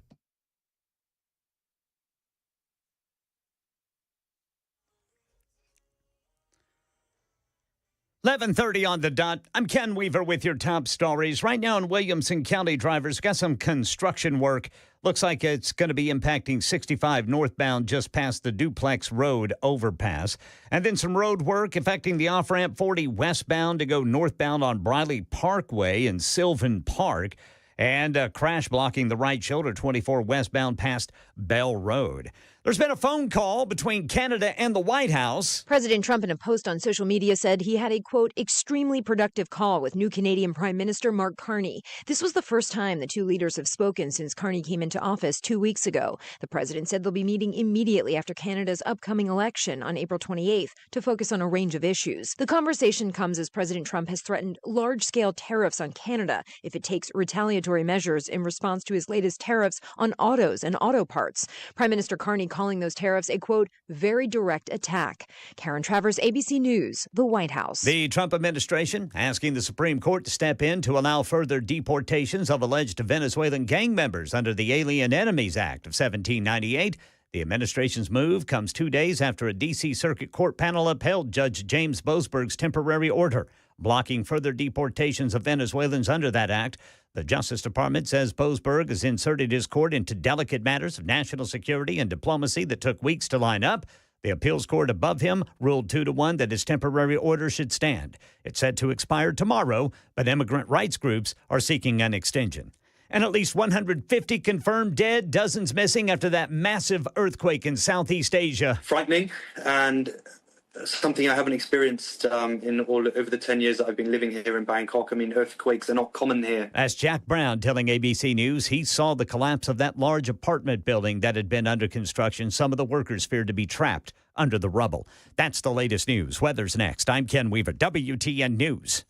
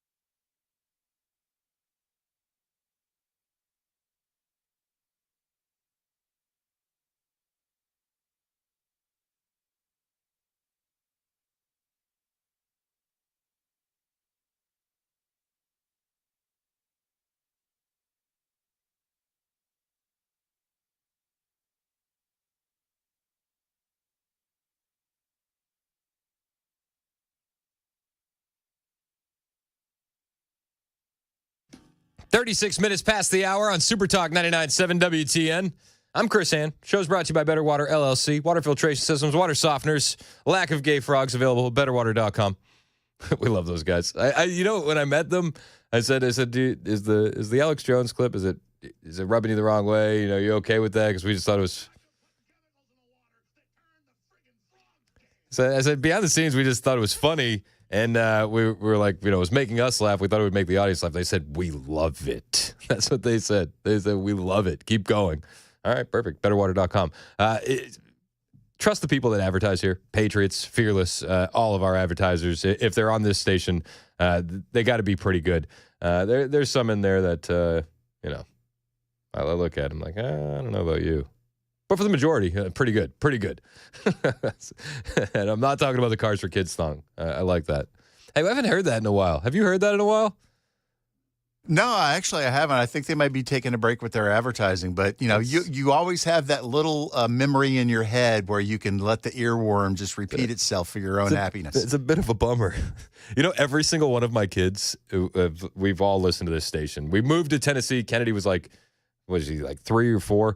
And every single one of my kids has learned and loved the lyrics to the Cars for Kids song. Naturally. Yeah, it's the best. All right, so the RFK making a lot of moves. HHS, they're going to be cutting about 10,000 jobs. And to that, I say thank you. Yes, let's go. This is exactly what I voted for. Now, there's a lot of things that we voted for when it comes to RFK. And there's been a lot of questions lately about RFK and like, what are these policies going to look like moving forward? You know, as far as testing and research, and when it comes to vaccines and the childhood schedule, you know, there was a lot of the Maha movement, the crunchy granola movement, who signed on for Trump. And the only reason they did that was for RFK. I stand by the fact that I don't know if we win that election if RFK doesn't endorse Donald Trump. I mean, those moderate voters, those independent voters were so clutch for the election win that if the Democrat Party had invited him in before Trump had, we might have been in trouble. I say might have because their candidate still would have been Kamala Harris. So you got to weigh that as well. But I don't think that it can be understated how big RFK was for us. Now, with that comes a lot of promises that were made. And a lot of the promises that were made were around evaluating the science around vaccines, evaluating the science around the vaccine adverse event reaction system, the VAERS system, evaluating the testing procedures and policies at the CDC, the NIH, et cetera. And it seems like since RFK got in there, we haven't gotten those answers yet. Until now. Michael Knowles from the Daily Wire sat down with RFK, and he asked him the question that a lot in this movement have been wondering about. Michael Knowles said to him, for the people who are asking questions about whether or not they'll vaccinate their kids, will anything change about vaccine policy? For the people who are asking questions about whether or not they'll vaccinate their kids or whether they should vaccinate their kids, will anything change about vaccine policy? Yeah, everything's going to change because we're going to have good information. And, you know, none of the vaccines that are given, you know, but people said to me during the hearing, oh, well, this link between autism and vaccines has been disproven. None of the vaccines that are given during the first 6 months of life have ever been tested for. The only one was the DTP vaccine, and that one study that was done, according to the Institute of Medicine, the National Academy of Sciences, found that there was a link. Whew. Listen, I know it makes your ears perk up. It makes my ears perk up as well. There are many countries that don't give vaccines to infants, and you know, Japan, for instance, you would consider Japan a civilized Western country, would you not? They don't give any vaccines to their kids until after the age of 2. Okay, for me personally, and I'm not a doctor. I've never claimed to be one. I don't even play one on TV. But for me personally, like when we were making those decisions for ourselves, not letting the man in the white coat decide for us. One of the things that we realize is that, you know, with things like the hepatitis B vaccine, do you know how you get hepatitis B? Well, it's needle use with drugs, right? Like using needles for drugs, and it's unprotected sex. And when we were evaluating the risk reward on that vaccine in particular, I said, I don't envision my 1-day-old, my 2-day-old getting home and having either unprotected sex or any heroin. And so we decided that one's not for us. And we made similar decisions on down the line. Now, listen, everybody's going to be different. And I'm not knocking you for doing your own risk-reward analysis. Choose what's right for you. Like, by all means, talk to your doctor, read the insert, look at the side effects, and then decide. But it seems like a lot more coercion in the medical complex than anything else. And they give you these dirty looks, like you're a bad parent if you don't want to do it. And it's like, whatever. Like, get over the dirty looks. That's fine. That doesn't scare me. I get dirty looks all the time. I get called all sorts of names. That's okay. That's okay. But there are people out there that agree with this and are too scared to speak out. We had one nurse quietly walk back into the room after we gave birth to our youngest daughter, and she's like, "You guys are the ones that denied the vaccines, right?" We were like, "Yeah." "How'd you do it?" I said, "We said no." It was pretty easy. But one of the fears that many Americans have is that the testing systems, the testing requirements, the VAERS database, all of these institutions, the CDC, the NIH, the HHS, hadn't been there for the American people. It seemed like they had been there for the medical industrial complex. RFK says, listen, what we're going to focus on is getting back to gold star science so that way Americans can have faith in these institutions, and I think that's a good thing. They threw out that study because it was based upon CDC's surveillance system, VAERS, and they said that system is no good. I think it begs the question is, why doesn't CDC have a functional surveillance system? We're going to make sure they do have a functional surveillance system. Right now, the surveillance system is the system that, because they don't do pre-licensing safety testing for vaccines, they're the only product that's exempt. So what they say is, if there are injuries, we'll capture them afterward. But they have a system that doesn't capture them. In fact, CDC's own study of its own system said it captures fewer than 1% of vaccine injuries. So just to break down what he said, they don't do anything beforehand, right? The safety preliminary testing. They'll catch them on the back end.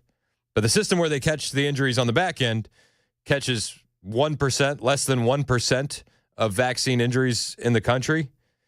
Well, that's not exactly doing the job to put faith into the American people, right? Like, it's, if you do any little bit of research, the more you go down this rabbit hole, the more apprehensive you become towards the medical industrial complex. That's an issue. We're throwing a lot of money at these agencies, and nobody has faith in them. RFK wants to fix that. It's worthless, and everybody agrees it's worthless. But why have we gone for 39 years and nobody's fixed it? Without a functional system, right? We're going to fix it, and we have, we have DOGE, knows how to manage data. And so we're going to be able to get into these databases and give answers to the American public. And we're going to fix the problems. If there are problems, we're going to fix them very quickly, but we're going to follow the science. That's what we're going to do. We're going to have gold standard science, and we're going to follow the science. We're going to publish all of our data sets, which CDC has never done. We're going to do replication of all of our studies, which CDC has never done. We're going to publish our peer review, which CDC has never done. So people are going to have real answers for the first time. And that's how you reinstill trust in these institutions. Put all of the data out there and then let the chips fall where they may.